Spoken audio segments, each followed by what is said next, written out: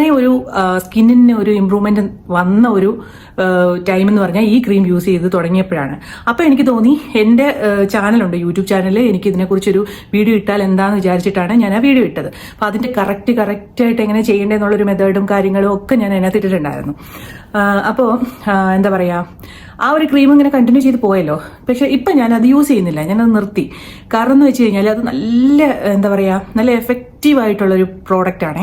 അപ്പോൾ അത് നമ്മൾ യൂസ് ചെയ്യുമ്പം നല്ല എന്താ പറയുക ശ്രദ്ധിച്ച് വേണം യൂസ് ചെയ്യാനായിട്ട്.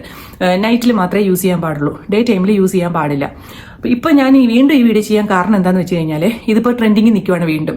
കാരണം നമ്മുടെ സിനിമ നടൻ ടോവിനോ അത് യൂസ് ചെയ്തതിന് ശേഷം ഇത് വീണ്ടും എന്താ പറയുക, ഇന്റർവ്യൂവിലോ മറ്റോ പുള്ളി ഇതിന്റെ പേര് പറഞ്ഞതിന് ശേഷം വീണ്ടും ഇത് ട്രെൻഡിങ്ങിൽ നിൽക്കുവാണ്.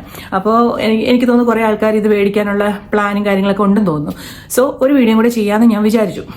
ഞാൻ ആ പ്രോഡക്റ്റ് സ്റ്റോപ്പ് ചെയ്തു. കാരണം എന്ന് വെച്ച് കഴിഞ്ഞാൽ അത് മോശമായതുകൊണ്ടല്ല, അത് നന്നായിട്ട് എന്താ പറയുക ശ്രദ്ധിച്ച് യൂസ് ചെയ്യേണ്ട ഒരു പ്രോഡക്റ്റാണ്. അപ്പോൾ നമ്മൾ മോർണിംഗ് ടൈമിലൊന്നും അത് യൂസ് ചെയ്യാൻ പാടില്ല, ഒരു ട്രീറ്റ്മെന്റ് പോലെയാണ്. അപ്പോൾ ഒരു രാത്രിയാകുമ്പോൾ നമ്മൾ നൈറ്റ് സ്കിൻ കെയർ എന്നുള്ള രീതിയിലാണ് അത് യൂസ് ചെയ്യേണ്ടത്. അപ്പോൾ ആദ്യം ഫേസ് വാഷ് ചെയ്യുക, അതിനുശേഷം ഒരു ടോണർ യൂസ് ചെയ്യുക, അതിനുശേഷം എന്താ പറയുക നമ്മൾ എന്തെങ്കിലും സീറം അപ്ലൈ ചെയ്യുന്നുണ്ടെങ്കിൽ അത് ചെയ്യുക, അതിനുശേഷം ഇതിടുക.